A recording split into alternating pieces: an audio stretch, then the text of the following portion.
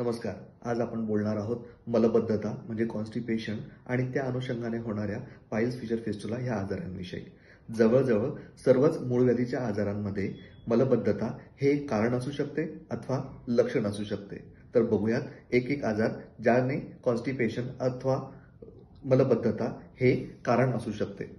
कोष्ठबद्धतेमुळे होणाऱ्या कडक शौचेमुळे शौचाच्या जागी असणाऱ्या नाजूक त्वचेवर कडक मोशन घासल्यामुळे फिशर नावाचा आजार होतो.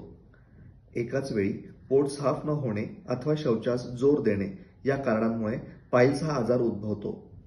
पोट साफ न झाल्यामुळे आणि बराच काळ बद्ध शौचामुळे शौचाच्या जागी काही भाग राहिल्यामुळे त्यातून जीवाणूंचा प्रादुर्भाव होतो आणि शौचाच्या जागी असणाऱ्या ॲनल ग्लँडचे इन्फेक्शन होऊन भगंदर नावाचा आजार होतो.